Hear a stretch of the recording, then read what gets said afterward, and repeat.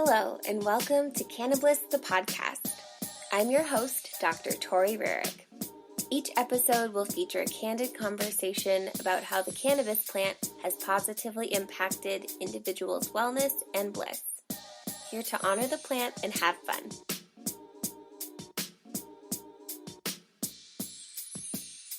This episode is brought to you by Illuminate Mindset Academy, my signature program where I guide you through making mindfulness a lifestyle. This investment in your brightest self includes personalized one-on-one coaching, focusing on your specific alignment, attitudes, and actions, lifetime access to the online Illuminate course, which covers my 8 essential principles: clarity, self-reflection, authenticity, confidence, surrendering, joy, stillness, and abundance. And because life is a journey, ongoing support is available in the private Facebook group and includes a monthly live stream and self-development book club. Learn to live by your intuition and worry less. Go to tidytor, tidytor.com/illuminate for current rates and promotions. Be the brightest you and illuminate. Welcome back to Cannabis, the podcast. Tonight I am with Rachael Carlevale of Ganjasana, founder, CEO, boss woman, and this is our first in-studio session. We are together on a biomat, enjoying life. With a selenite between us. Wow, honestly I can't think of anything better. So this is going to probably be the giggliest episode yet, maybe ever. And maybe munchiest too, so... Okay, are you cool? Are you cool? I'm gonna throw it back. Yeah, I'm cool. Okay, so Rachael and your reputation preceded you. My friend Mia introduced me to Rachael and just her amazingness with the plant, cannabis plant, and I mean, I had just recently come to Colorado when I was hearing about Rachael, and so smoking cannabis was new to me, and she was just such a thought leader, and like her what she's put together was just so forward thinking and really intrigued me. I just was excited about your work, and then lo and behold, Red Earth Herbal Gathering, one of my favorite places to be annually, brought us together. And so ever since then, we've been giggly, fast friends, and now we work at Moon Mother Hemp together. So I'm going to let Rachael introduce herself and who she is and what Ganjasana is about, but we'll get into all the other stuff too. Well, thank you so much for having me on, Tori. It's such an honor to be on your Cannabis podcast. Welcome. And yeah, it was really amazing to meet you at Red Earth and connect with you there. And for those of you out there, Red Earth is a women's herbal gathering. We hold ceremony on the land out in Boulder for 3 days, all women-led. Women from different cultures and continents come together, and we share and learn and grow, and it's just such a special time. So beautiful. So happy Coming to out connect in with you. Yeah. Come out here in September, Red Earth. In a nutshell, what is Ganjasana? So Ganjasana is a practice where we use the tools of yoga, meditation, and mindfulness to deepen our connection with the cannabis plant spirit. So Rachael, let's take it back. What was your first experience with cannabis like? Well, that was many moons ago, and I was a young teen. I think I was maybe 13, and it was a pleasant and euphoric experience, and I think it was one that really connected me deeper to the whole plant world and my understanding of self and nature, and it rocked my world in such a way that sort of became the core of a lifestyle and the essence of what I do now. So it's sort of rooted back in that transformation of young adolescence and growing up. So my first experience, it was actually smoking out of a beer can.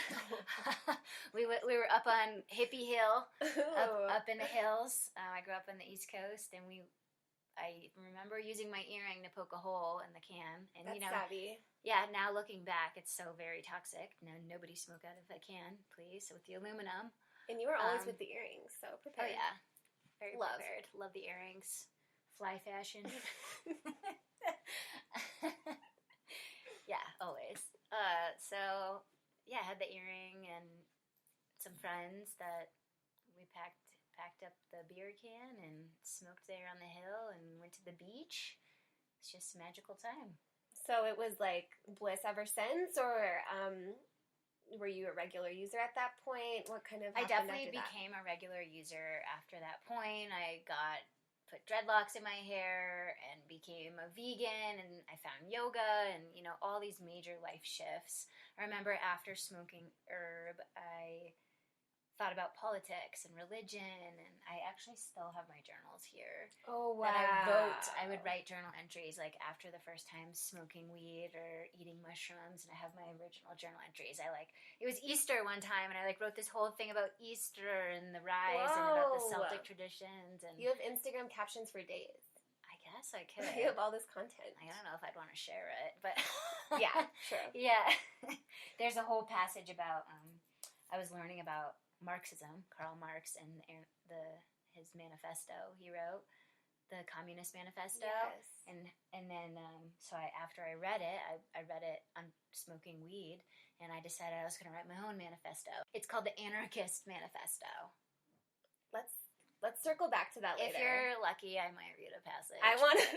That sounds like it definitely had ups and downs. I didn't understand the plant. I didn't think to consider where it came from or the farmer or how it was grown. I didn't even know maybe sometimes what genetic it was until I was older and wiser and started to understand deeper about the plant. But I definitely would say, I abused it at points in my life of just not using it intentionally and not using it for the right or positive reasons. Mm-hmm. I think it's always a form of self-medication. Even when we say recreational, it's like to de-stress or decompress or get into our creativity and find bliss or, a deeper connection with the cosmos or with the earth below us. And it's, all of that's medicine. Yeah, it's like, for what's sure. Recreational? Totally. I'm with you. I'm with you. So you were a young teen. So then what happened throughout high school with you and the plant? I had a very deep connection with the plant, radically transformed my life and the way I knew myself in the world and understood. And one of the things I was really looking at was politics and religion, and remembering, thinking, oh, my parents are always Republican. I'm that. You think you are what you know. And then it was when I started using cannabis, I started to question everything. I was like, well, what does that mean to be a Republican? And what are those values? And what's a Democrat? And what's a independent party? And, what does all of this actually mean? And what's this religion? And so it definitely brought in new perspectives and understandings of myself and my place in the world. And I think that kind of shifted everything else that I did. From then on. So that was in middle school. And so by 8th grade, I, had dreadlocks and found yoga. When I was 15, I actually found cannabis before I found yoga. So I was high when I went to my first yoga class. Ganjasana. Yeah, there it was. Right, like always from the beginning. And true to the Vedas, which I've been studying deeply and intently, a lot of the ancient texts from the Hindu religion speaks of I believe it's cannabis plant medicine as, the herb was on the earth before us humans, and once we found it, it gave us the insight of how to hold our body, which we call asanas in yoga, and how to breathe, and it told us all the wisdom and knowledge, and that is... It's been our teacher. It's been our teacher. The plants are our teacher. Terence McKenna says, avoid gurus, follow plants. Rachael, this is everything is very ceremonial with you. It's just how she is, y'all. It's just who you are. So, well, this is kind of like a ceremony and a deep connection with you. Because we're sitting on a biomat of amethyst crystals, sending infrared rays, aligning our bodies with this selenite, in tune with this inner nature. We're getting back to purpose. Exactly. Healing. Okay, we're having a lot of moments. We're having a moment. okay, speaking of Terence McKenna, let's talk about plant medicine. So, plant spirit medicine. I know you two have also experimented with other plant spirit medicines. So, why cannabis? So, cannabis was one of the first plants that I worked with that I really felt a powerful connection in its deep medicine and found a lot of benefit from it. And it wasn't until I was in college that I did a semester abroad and was studying with the Shipibo tribe and worked with ayahuasca plant medicine. And my whole first ayahuasca journey was about cannabis. And, I don't speak Spanish, and I went and I sat with the shaman and, the curandero, or that's what a curandera is, someone who holds space for the medicine in Shipibo. And those became my teachers, and my professor who brought me down there, Chris Killen, the medicine hunter. I'm still very good friends with him, and his wife Zoe started the Cosmic Sister. Can talk about that later, but so we went and we studied ayahuasca, and what happened was I didn't even say a word, and he started singing. They sing songs to you, so he doesn't know my history. And he was singing marijuana, marijuana, and also about coca and marijuana. And you drink, so many nights in a row. And so the next morning you sort of process what happened that last night. So in the morning I was like, why were you... He just kept singing about weed and cocaine. Yeah. Like, okay, I came here. And he's like, oh, you're here for, like, detoxing. And you're here... He's like, I see... There's a translator. So he would speak, and the translator would translate, and they were saying they saw a dark spirit, and he saw it without even knowing. And, like, those were... I was also using the coca plant at the time. So it was very powerful that they had such knowing, that they see the spirit of the plant, and that it completely shifted my understanding of plants and medicine and spirit. They see plants as like, and this crystal as a living being. It has a spirit, has a knowing. It can teach us. We need to listen. I had never really regarded the natural world that way until I, like, felt it and knew it, and, like, my whole ceremony was about cannabis, my relation to it. I have the chills right now. This is wild. Yeah, and that was many years ago, and so I don't use the coca plant. Okay, this is a crazy story, but I'll tell it. This is an exclusive. I don't talk about this quite often, but while I was down there, I got bit by a tarantula. Ooh, not my favorite. And you know what the remedy was? They crushed up the coca plant and put it in my arm. Damn, dude. So it was like the vice was the remedy in the way your intention of using a plant and the way you use it. Yes, intention is everything. Like, that is same. What you're the here plant to that connect. like was bringing darkness, like, was the medicine. And so that's why cannabis. I was like, oh, we need to. And the ayahuasca told me. She said, you need to share this medicine now. Because I was like, oh wow, I know all these knowings you just showed me. You might call, like, some different secrets or portals, or lifting the veil. And she's like, now your job is to share. Like I was talking with you earlier, I was like, my job is to share. Totally. To like, teach and share and spread the love, basically. That's the most amazing story I've ever heard. Honestly, truly. Fear comes up for me, because I'm like, okay, I see you now as this shaman, curandera. Yeah, curandera. But it's like, you had to start somewhere. So were you, like, immediately equipped? What did you do with the idea? Were you, like, Ganjasana? Or how did that integrate? Yeah, well, I'd been practicing yoga since I was 15. When I found yoga. So by this time I was, like, 19. And I had a very hard time in ceremony. Here's another story about where Ganjasana came from. So this was a couple times later, doing a new ceremony, a new series. And I was, like, stuck in the bucket. You have a bucket you puke into? Mm-hmm. And you do a lot of purging through all the ways. And my hands were in fists, and I was just, like, not feeling good. And you kind of lay on these mats, kind of like this, for your whole ceremony. And I was just, like, rocking back and forth. I didn't feel good. I was, like, in a very bad, darkness, shadow, space. And I kept purging. And I was like, oh yeah, yoga. I remembered my yoga, and I was like, sit up.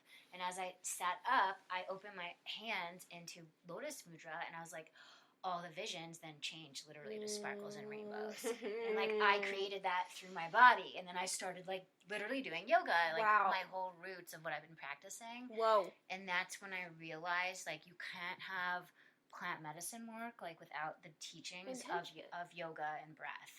Like cuz it's like, oh, I'm having almost like a panic attack. Yes. Or like, no, I've been there.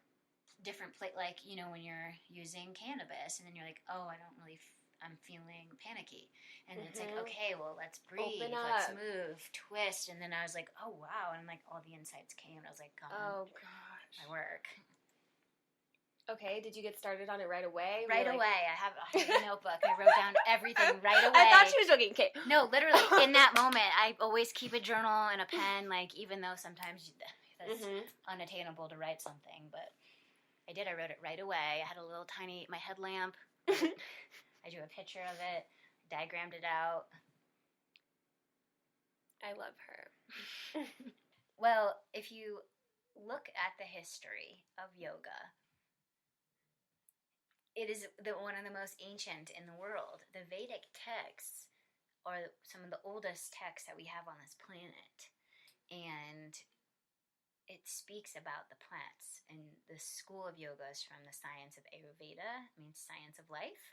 And cannabis, just like mushrooms, fungi, also octopus, don't have genetics from this planet. And I've studied evolutionary biology. I was a biology major in college. No genetic trace. It gets better and better, you know? If you believe in evolution, there's no genetic connection with those things. It's kind of trippy. Well, the things that open your consciousness, it's like brought here for us. Totally. Drop down. Wisdom dropped. Okay, so you started Ganjasana back on the East Coast? Or did you come to Colorado? No, I came to Colorado. I mean, it formed on the East Coast, but it was, officially launched publicly out in Colorado. Totally. But as I said, the first yoga class I went to, I was using cannabis, 15, going to found yoga, and then would lead that with my friends. So was your intention to teach, like, the masses, or, like, I know you do yoga teacher trainings. What was your first love? What was your intention with all of this? Yeah, my intention was really to spread these messages of how we can mindfully work with the plant medicine, and when we do that, we can find a regeneration for our earth. So it's also some type of activism in becoming an environmentalist in the way that we farm.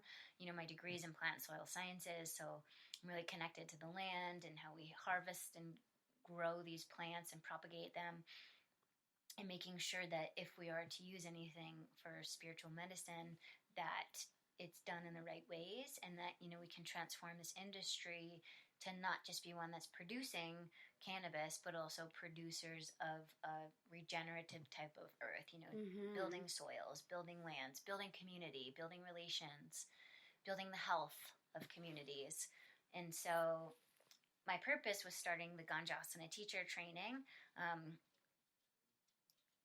is really centered around that core value of mine, is to spread that message of connectivity and love through connection with nature at the root of it.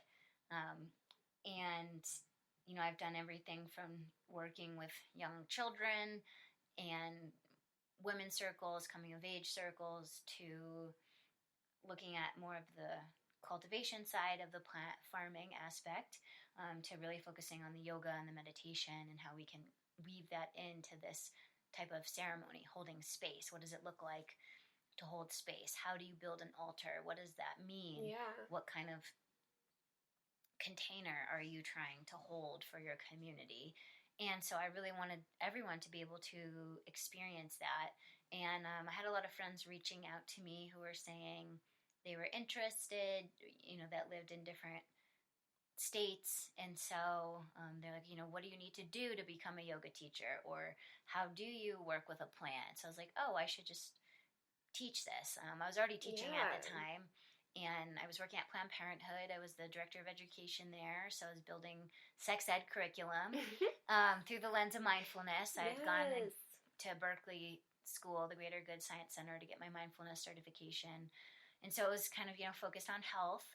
And basically it all just comes down to trying to be a good person and have a purpose. Yeah. If we, at that time, we were looking at the teen pregnancy rates and STD rates, and it really doesn't matter what type of information or facts you tell people. It's more of like if you can instill a core in them that they matter and that they can have they're meant to be here on this planet, then they'll always make a safe decision. Refocus.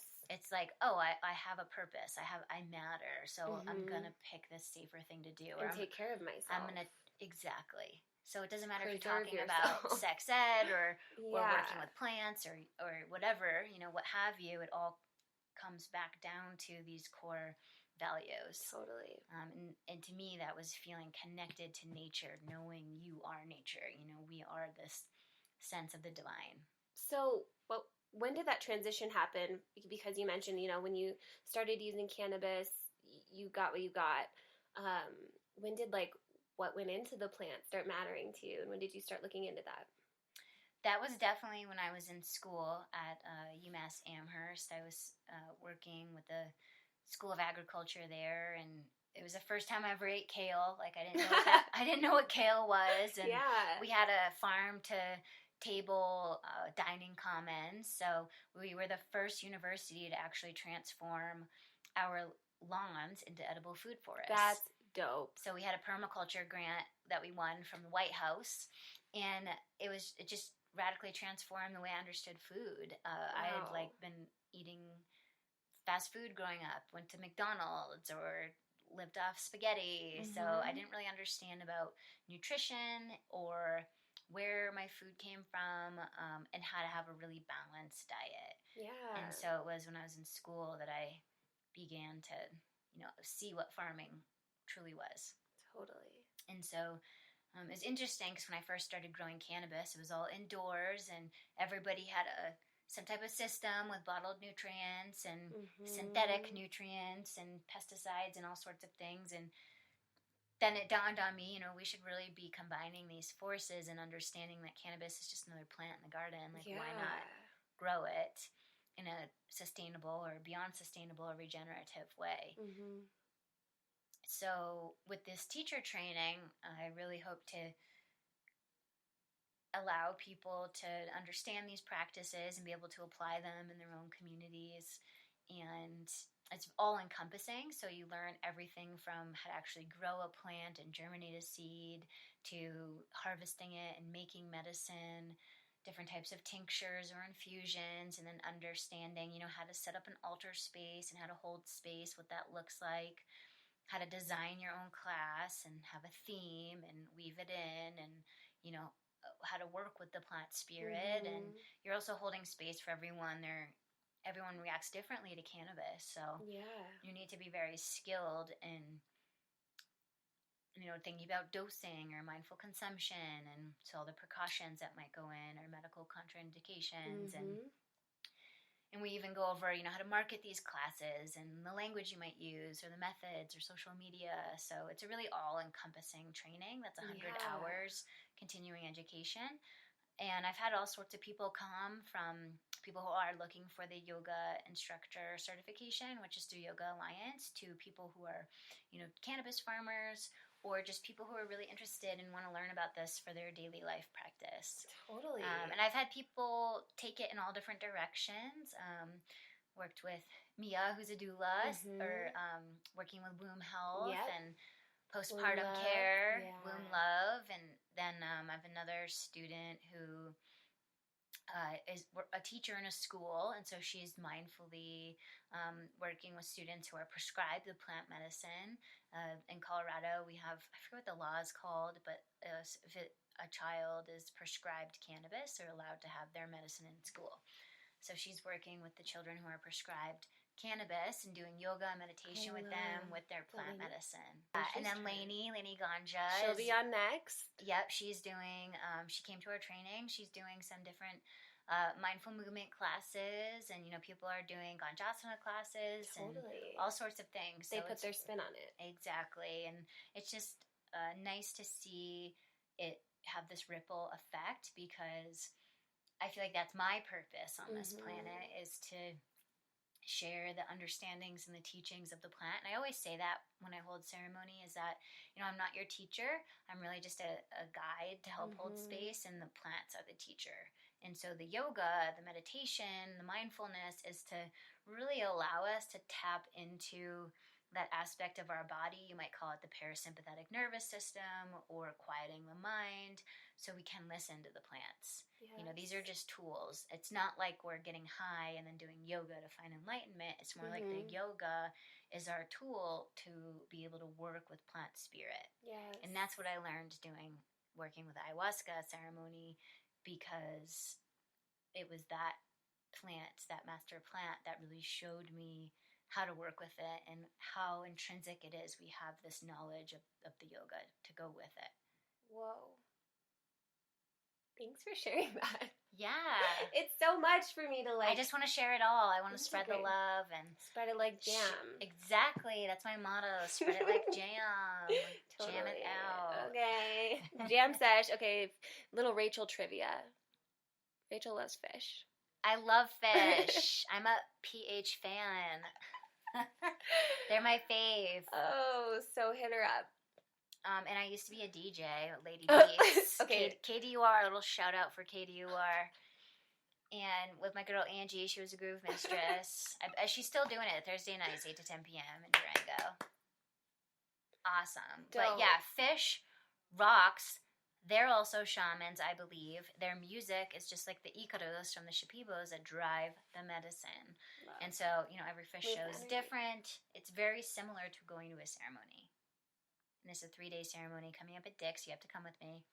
She's trying. I already have my tickets. I'll get you some. How can you say no to that? How do the people experience the one and only Rachael Carlevale Ganjasana ceremony? We have a special ceremony for women called the Green Tent. And it's something I developed after working closely with the Red Tent. And just for all the listeners out there, the Red Tent is an ancient ceremony. Women would have together under the new moon, the darkest time of the month, and our pineal gland in the brain was so connected with nature, with the lunar cycles, that we would all bleed together on the new moon in this tent, sit on bales of straw. It was our time to connect and tap into our deepest wisdom. So my goal is to revive those traditions, and I've called it the Green Tent, as we bring in the plant medicine through the ganja herbs and work closely with different sacred female ceremonies, womb ceremonies, and different moon ceremonies to connect us deeper together and with the plants. And it's the female part of the plant that we use that has all the good medicine in it. So the Green Tent, we have one coming up at the end of May, and you can find all the information on our website, ganjasana.com. We also have a few more ceremonies. We're going to have one around every full moon of the month, and a Green Tent around the new moons. So those are at Earth Yoga Boulder in Boulder, Colorado. And we'll have another teacher training coming up this summer in mid-July. So stay tuned for those exact dates. Yay. Yeah. Okay, wait. You said anyone can do that. You don't have to, be a yogi. Right. Anybody could do it, because you can use these principles and practices in any type of work that you might be doing, or if you're in the cannabis industry, or you want to grow plants, or you want to deepen your plant spirit connection. Everyone is welcome. Okay. You do have to be over 21. Okay, that's valid. And if you would like, you can complete all of our homework and receive the 200-hour continuing education credits through Yoga Alliance. Yes, babe. If someone wants to come to ceremony, you're not going to force them to use THC, but what are some of the other options you offer? Well, everyone's welcome to come to the ceremony. It's really a safe, sacred space to deepen your connection with the plant spirit. And so that doesn't necessarily mean consuming the plant. You can speak with her, sit with her, work with the different parts of her, just with CBD. We do specific CBD only classes as well.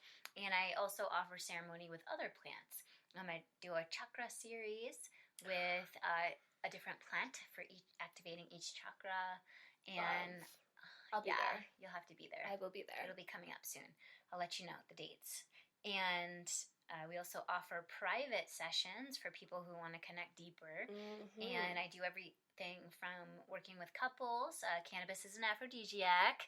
And it's really great in helping reveal yourself to yourself. Totally. So we can deepen our connection and open lines for communication in honest ways that are healthy. Cannabis can also be used in a private session with different events. I'm doing a ceremony this weekend up in Steamboat Springs. It's a bachelorette party. That's such a good idea. Yes, we're going to honor the bride and do specific ceremony for her transition through life and honor her with the plants. Feminine uprising. Absolutely. We also work with corporate settings for cannabis industry and providing ceremonies for different companies. Wow. And doing corporate wellness. Can lower your health insurance. Hey! So... Hey! Yeah, so cool. All the different ways. Yeah, actually also one of our teacher training students, I was going to say Athena Sweeten, she's a dance instructor and she does sacred cannabis dancing. That's beautiful. Super beautiful. All sorts of wonderful things people are doing. Basically follow her on Instagram. She's the at business. Ganjasana. Ganjasana. And click the link below. Subscribe. Here's the thing. Like, I am in awe of Rachael every time I'm with her. I'm just like, she's so wise. She has a wealth of knowledge. Is that what you say? A well or a wealth? You have a wealth? We are water from a deeper well. You know that song? No. Will Is it and Fish? Jenny's? No. It's You're going to want to meet her in your lifetime. You're going to want to learn from her in your lifetime. So, I just want to put that out there. Such an honor coming from you. Special person right here. Okay, Rach, are there any resources you want to give the listeners, maybe someone who's curious about plant spirit medicine, run of the gamut? What are some of your favorite things? Something you introduced me to is the 4 agreements. Okay, a few of my favorite things. We have hashtag Food for the Brain Fridays. I built a whole library on Instagram. Check it out. Put a lot of work into it, and I hope y'all enjoy it. Feel free to tag your own favorite books. Right here are a couple of the top ones. Beyond Fear, Toltec Guide to Freedom and Joy, so Toltec Wisdom, from the Mayan teachings of Don Miguel Ruiz, also author of the 4 Agreements. Jeff Lowenfels' book, Teaming with Microbes. He has a trilogy, Teaming with Nutrients, Teaming with Fungi, is a very excellent and approachable place to start if you're looking into the soil food web, the essence of life, and the earth in which builds our plant medicine. Cannabis Ethnobotany by Robert C. Clarke is one of my favorite books as well. A wonderful book about cannabis and ethnobotany, the whole history of the plant. And I guess most recently I'm reading Women Who Run with the Wolves by Clarissa, Pinkola, Estés, Ph.D. Blowing my mind. Brigitte Mars, a wonderful local herbalist. She's one of our guest teachers at our teacher training. We have a few guest teachers that we bring in. Also, Bethy Lovelight talks about using song and working with plant medicine. She's one of our guest teachers as well, local to Boulder. And yeah, a lot of wonderful people out there. Google permaculture. Just get on Google, people. Okay, we had Phil come back in. This is a space for everyone. So, Rachael, can you do the honors? It's been a pleasure. Like, honestly, this has been a dream. You were like the person I had to have on, obviously. So, thanks for inspiring all of us to like honestly, you are so bold and a pioneer. So, thank you. I'm hoping you can just close us out, you know? Absolutely. I'd love to leave you with my most latest mantra. And mantras are a tool that we can use to help train our minds.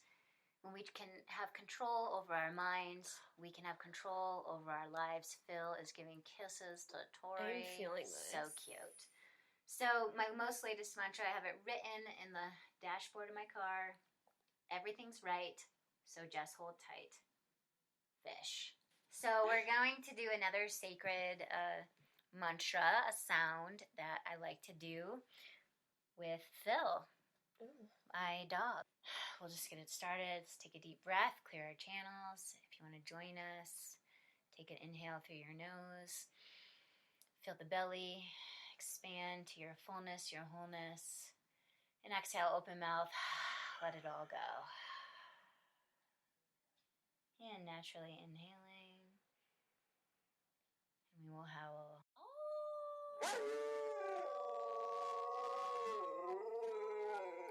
Good boy! You did, Phil! Good job. That was great. He did close it out. Okay. Peace out. Peace, love, and ganja. Love you. Thank you so much for tuning in to Cannabis, the podcast. Don't forget to subscribe and give a 5-star rating. You can find more information about mindfulness and what I do at tidytour.com. Follow the Cannabis over to Instagram and connect with me through direct message anytime. Big love.